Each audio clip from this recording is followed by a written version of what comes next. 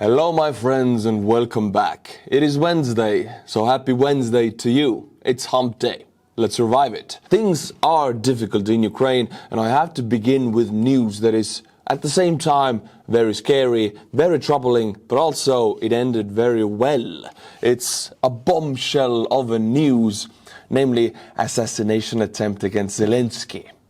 There was an assassination attempt in the making, but it was stopped by the SBU. I'll read you the report and we'll go into a little bit of an analysis. I think Zelensky right now in the world is up there in the world leaders list with assassination attempts against him. In 2022, there were different groups of Russian special military services infiltrating in Kyiv, trying to assassinate Zelensky. They were hunted down one by SBU. That shows that SBU is an incredibly effective state-controlled organ that can actually keep their president alive, which is good news. The bad news is that Russians are still trying to execute Zelensky. Ukraine Security Service SBU announced that it thwarted the Russian FSB attempt to eliminate President Zelensky. The attack was also intended to eliminate other senior Ukrainian officials. So this was supposed to be one big swoop. Zelensky, the head of the GUR, Budanov, and some other ministers, including the heads of the Ukrainian security and military intelligence services. The SBU claimed to have captured two Ukrainian officers with the rank of colonel who served in the national police structure responsible for personal protection. So two Ukrainian colonels, very high up, very top-notch ranks, serving in the internal police responsible for the protection of these high-value VIPs. It is troubling in a way that there are people in higher ups in the Russian military service or secret police that can be recruited by the FSB. That is what worries me, because I too go to Ukraine. If they can be hired to do Russia's bidding, that's bad news for me and for all Ukrainian higher-ups. They're accused of providing classified information to Russian service.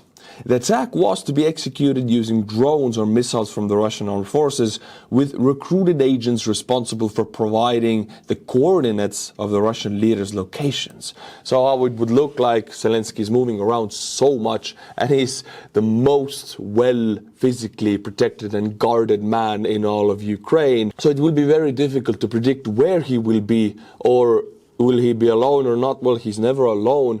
So these colonels were supposed to, as soon as they know the coordinates, they were supposed to forward them to the FSB, who then forwards them to the missile launchers, who will then launch missiles to the coordinates. And we would have a news like Russian missiles hit Zelensky, president dead or wounded in hospital. I don't want to see this kind of news. So in that kind of sense, this is good news for me that the SBU stopped this attack. According to the information provided by the SBU, the operation aligns closely with wartime working methods of the Russian special services. Now, what we can take away from it, two things. The SBU is incredibly effective and they can actually stop the FSB on their tracks. They can protect their president and they have a reliable network of trusted agents in Ukraine that will unearth any FSB attempts on Ukrainian higher-ups' lives.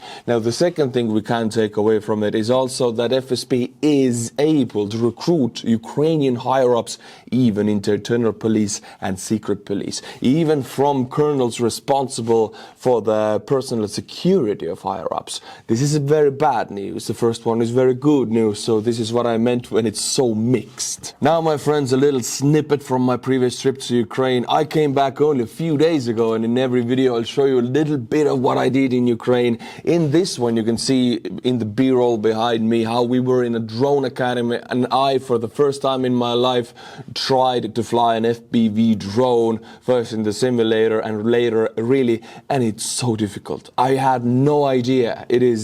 I would think I would need tens of hours behind a simulator before I can try it on a real drone without crashing it. And if you crash it, it's quite expensive. So it's simulator time. Tens upon tens of hours of simulator time. But then after that, we went to the highest apartment in Kyiv. physically the highest apartment on a mountain and still on a high rise. It was beautiful panorama. It was wonderful. Check out the video. My friends, we are right now in a very special apartment, very high place. I cannot say where we are or what are we doing and whose place we are at. It's a VIP, it's a secret. But you can see when the missiles are flying by, when they're being hit, when the drones are being shot down. You can see the traces up in the air like pew, pew, pew, pew. It's really a magnificent place to be and a very dangerous place to be. But it's more, overall, it's beautiful. My friends, yesterday there was Putin's inauguration as president for yet another term of 6 years.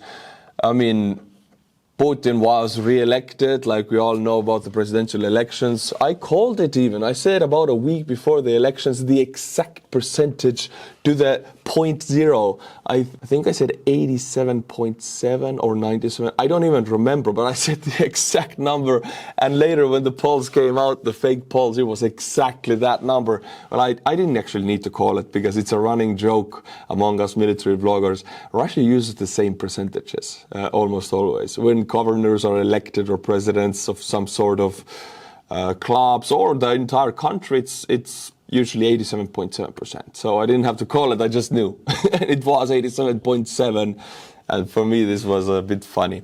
Well, yesterday there was yet another Putin's inauguration. He has done so many of them now, but let's analyze it, because there are some interesting points in it. Now, this is actual footage of Putin walking in a hallway to hold his inauguration speech, but it became immediately a meme, and you will understand why you see it. He's walking, he sees a painting. Русский военный корабль, иди нахуй. He is like, whoa, what is that? Oh, I don't like that. Okay, let's hold the speech. He actually, he knows he's gonna hold the speech. There's cameras on him. The entire crowd is waiting. He's like, a painting. ADHD much, Putin? Take your pills, take your medicine. This is the Putin when he doesn't take the medicine. It's like, oh, a painting. Oh, it's Ruski военный корабль. Oh my God, no, that's bad. Anyway, this is a meme now. Let's go through a very short analysis of the inauguration ceremony and overall the inauguration of Putin as president, or as I call him, the Russian dictator. Both the European Parliament and Ukraine refused to recognize Putin as the legitimate president of Russia. No surprise there. The surprise comes in the United States. The United States did not recognize the presidential election as free and fair, but recognizes Putin as president. Wow. Now, this is something I was not ready for. But analysis probably says the truth here. It's so that there would be a formally legitimate representative from Russia with whom to negotiate surrender and reparations to Ukraine. And it does make sense on the legal perspective between countries and diplomacy that you would need to have a leader of a country that you recognize to be able to give them the power to resignate their country out of the war or to surrender. Like, the United States needs Putin, or at least some kind of a Russian leader that they recognized as the Russian leader, to give signature to the surrender papers.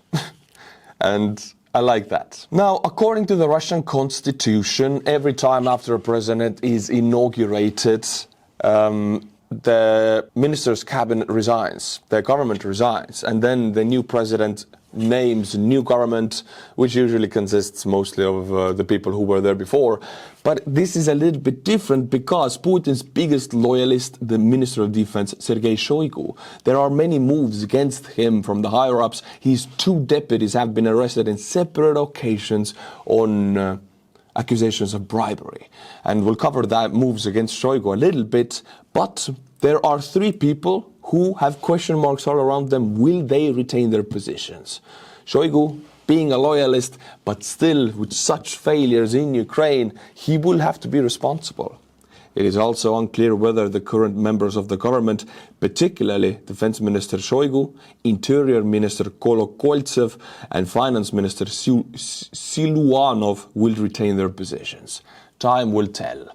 If they won't, then they'll probably disappear or go to jail, because in Russia you don't retire from positions so high up, because you have so much So much to hide and so much to tell about other people. They are hiding something. So you don't resign.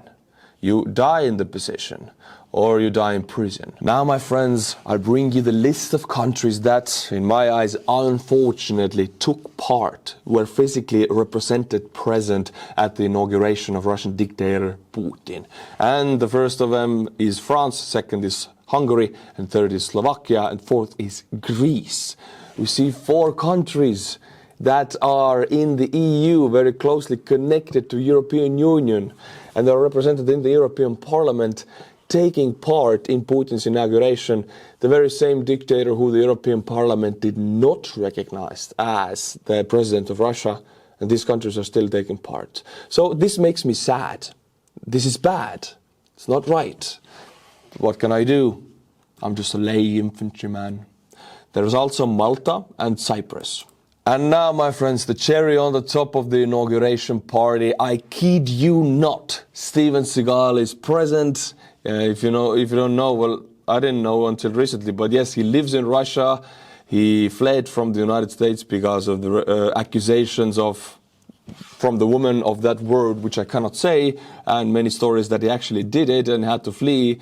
He's now in Russia for the last, 15 years, 20 years, and in Estonia we call it tallalakku, which is like your shoe's sole, and you lick it, so it's like a soul liquor, I don't know how to call it, a kiss ass, I think. This is him figuring, and there's a guy just filming him very close up. And another guy just like, oh, здравствуй, Steven Seagal, my kid really loves your show, da-da-da. Many stories about him that he actually was a fake, and he claimed he was a CIA operative, and he claimed he was a special operation, like in the Rangers. He has claimed so many things. But the people who really are trustworthy and people who have very good reputations in Hollywood, and they have worked in the business for about 30 years, and they don't have a reputation of lying, tell stories about Seagal, that he's a horrible man, horrible human being, and there are some very funny, embarrassing stories that I'm not going to tell. I'll leave that to other channels, but this guy here represents Russia very well in my eyes. If you know any weird stuff about him, put it in the comments, because I find that very entertaining that he's present here. My friends, do you remember this guy? Igor Strelkov, Kirkin, you remember? He was the guy, especially Dutch should remember, he was the guy under whose leadership in 2014, when the war started, the Malaysian Airlines was shot down by the separatists, or let's call it what it was, the Russian forces occupying Ukrainian eastern parts back then. He was the unit's commander who did it. Now he's in prison in Russia for the last few months, and now a special pattern emerged, like with Navalny. Before Navalny was killed by FSB, there was an accusation against him by the FSB that he is working with the Russian Volunteer Corps of Ukraine. You know, the Russian unit that consists of only people with Russian citizenship fighting for Ukraine and fighting for Russia, democratic Russia. Now, Strelkov Kirkin is being accused of the same thing. And after Navalny was accused of it, he ceased to exist after like a month. So we see the pattern. Kirkin was supposed to be sent back to the front now and even given a company to lead. But now with this accusation, we don't know how much he will breathe. He might be knocked out cold tomorrow. I might be sleeping with the fishes in 2 weeks. We'll see. But if we look at the same pattern like the FSB operates, after such accusations, usually the person is going to fall out of the window or commit suicide with 3 gunshots at the back of the head. That's Kirkin's fate. My friends, now just a little eye candy for you. This is a Ukrainian-developed remote-controlled machine gun, Woolly. It can engage targets up to 1 kilometer away, 1,000 meters away. And as you can see, the guy operating it can be like 30 meters away from a screen, operating it, putting him in a safe position, probably somewhere underground in a bunker, defending a strong point, not putting his own life in danger. Since Ukraine is lacking manpower, big time, and it's a huge issue right now. Weapons such as these save lives, but at the same time eliminate the enemy lives, and this is very important. Although I do love the Future is Now videos, and this seems really cool, actually these systems, they can be useful in very specific situations, but usually on a position there's a lot of movement, moving around left, right, better shooting position, worse shooting position, throwing grenades, getting cover. So if your gun is just stuck on the ground and you cannot move it, yes, the good part is that it will save your life if the gun is destroyed. But the fact that this very gun cannot move around like with a person can and can shoot like this and that, it is an issue. It really is. So again, I have to destroy the party here. It's a great idea. I love it. But the most mobile and useful thing on the front line is a man trained with a Kalashnikov. My friends, now we'll look at a video of a command bunker near the front lines of the 225th Command Separate Assault Battalion of the Armed Forces of Ukraine. Now don't worry, everything OPSEC is blurred. Already, not by me, but people who published this, and this is published by the command itself. So it's not OPSEC, don't go crazy. Everything you see here is approved by the leadership of the 225th. But it's very interesting, I want to show you. This is the command bunker. First of all, look at this table right here. It is a map table, but there's no physical map. It's a digitalized map table. It's like a screen, which is incredibly important. You can draw on it with a pencil and digitalized pencil. It is so necessary on the front, because as fast as your information moves, or as well as your understanding is about the deployment of your troops on the front, this is how good your troops fight. It's all about the head, about the command bunker and the commanders in that bunker, and this is top notch. I love it. I love what I'm seeing here. All right, the table, very good, very good. Let's go on. Immediately we see many screens, and on these big screens we actually see different drones footage being live streamed straight on the screen. So this command bunker immediately knows what the drone hit, when they hit it, with what they hit it. Do they need to send another drone? Information can be sent down via radio immediately. Send another, we didn't, like they need another bang, or artillery mission on these coordinates. All of that will be done from this bunker. So it is the brains and veins and everything of the entire battalion on the front. Here we can see the drone feed actually. Huge LED screens, laptops. There's probably fast and efficient internet connection there, and there has to be, because nowadays you need it nowadays.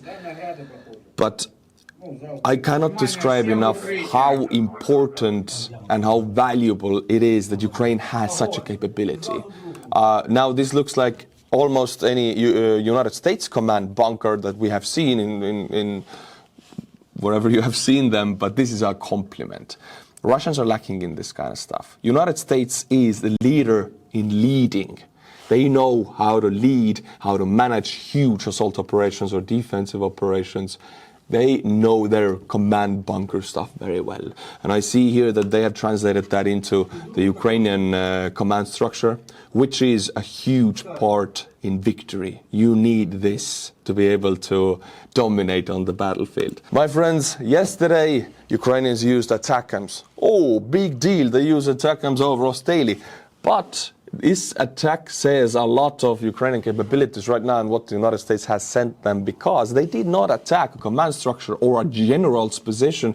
They attacked an oil depot in Lugansk.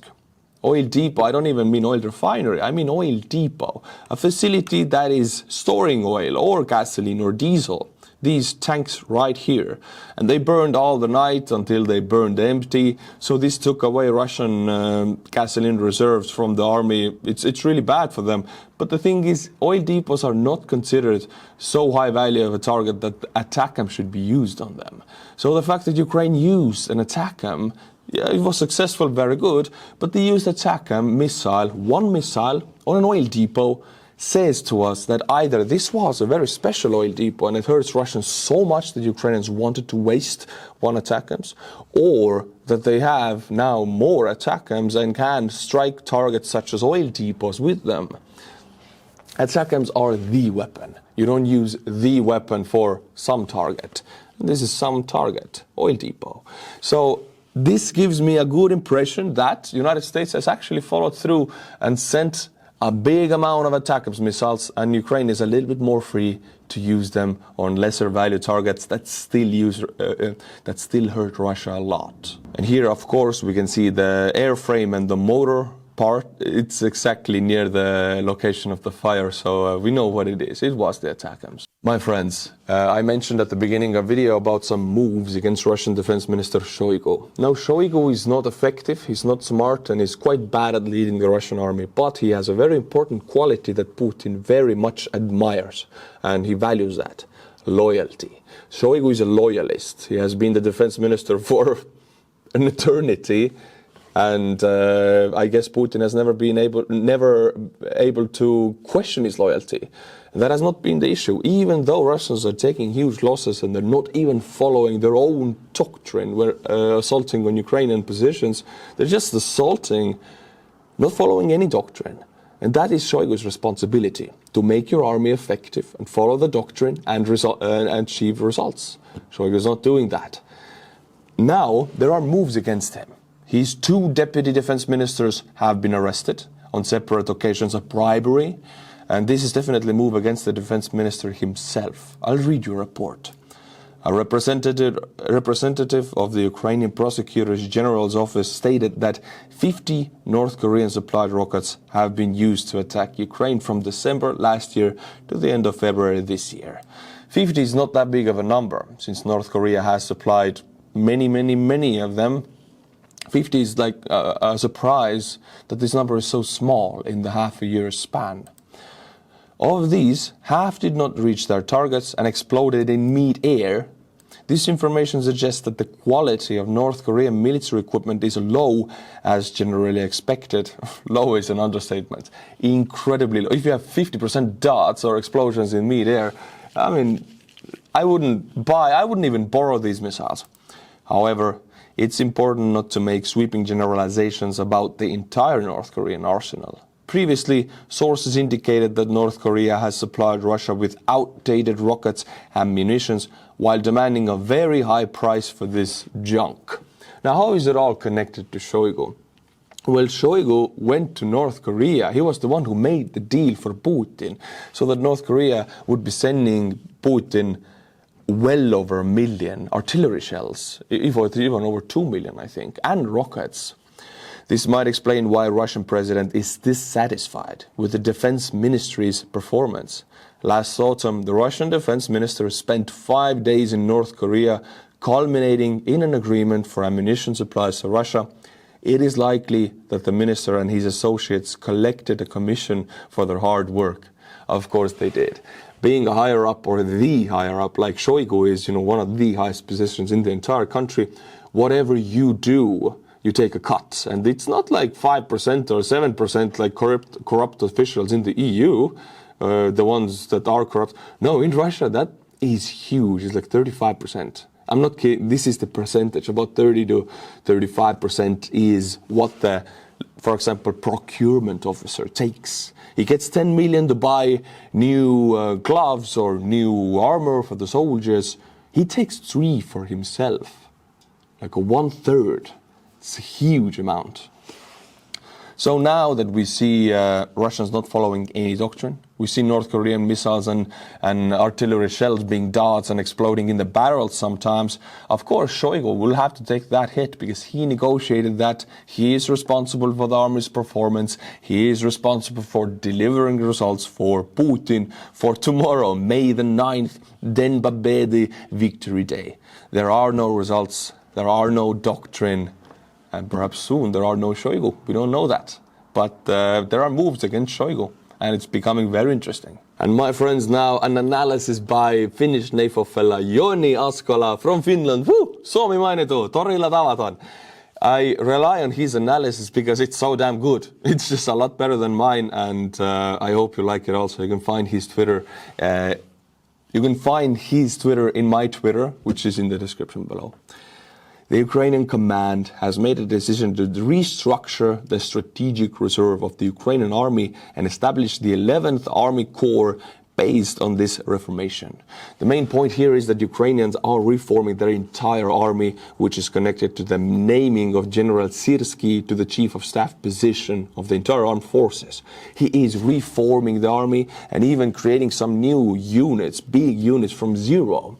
And this is all necessary and also connected to preparations for mobilization. Now, this will not be just some limited mobilization like Putin did. This is a huge mobilization that Ukraine is preparing for. We're talking about 300,000 plus men to be mobilized into the army, creation of new units and even new brigades and perhaps a new army even. This is huge. They're dependent on Western support for this, because you cannot mobilize if you cannot give them weapons. Well, Russia can, but Ukraine don't want to do that. So, more weapons, more supplies means mobilization and hundreds of thousands of new troops for the armed forces of Ukraine, which means they will have to reform and train and prepare for this, which they're doing right now.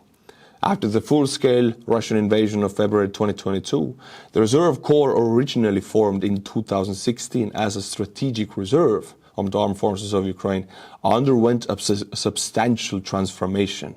It shifted from its original purpose to operate as a regular army corps. The decision to officially establish the 11th Army Corps is not only reasonable, but also expected.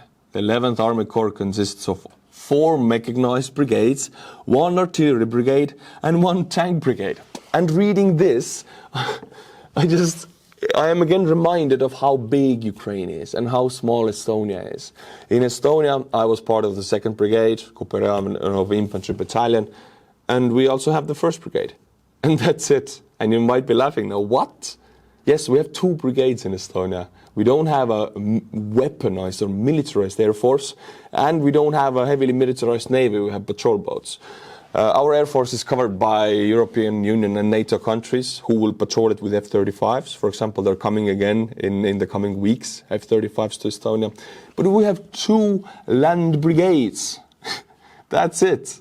And feel free to laugh. Feel free to enjoy yourself in the comments. But you don't know what 2 brigades can do if the men are Estonian and they're motivated and they love their homes and language and culture.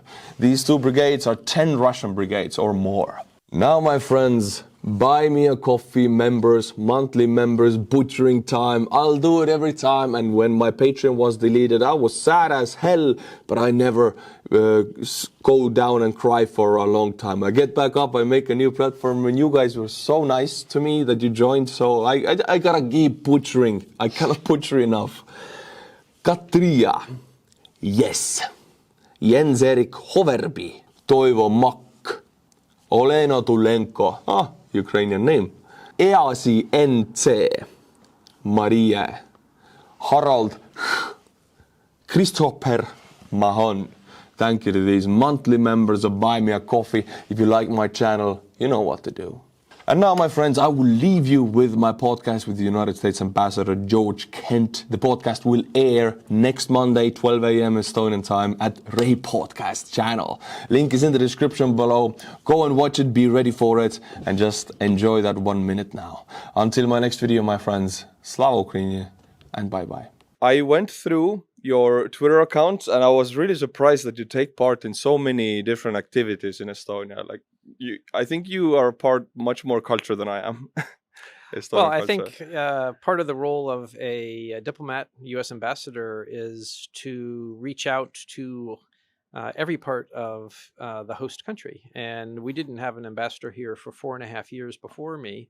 And the advice I got from Christian Prick, the Estonian ambassador in Washington, Estonians, Americans, was get out and meet Estonians wherever they are. And so I've taken that advice to heart. Yes, really, because I saw a video of you taking part in Let's Do It, or Teeme Ära, which is like this Estonian work day where everybody comes to the street and forest and cleans the trash out of the forest. And this made me really like humbled a little bit that you would actually do this. I was a Boy Scout in the United States, and so I think I probably was 10 years old when I started joining community cleanup projects in the United States. And so last year when I arrived for Earth Day and Cleanup Day, I led embassy teams to clean up the beach near the Rusalka Monument out in Nymma. And so when the mayor of Lanaharju municipality near Paldiski invited the embassy to come out and join them, I said, great. And so we had a small embassy team, and we went and picked up trash for a couple of hours.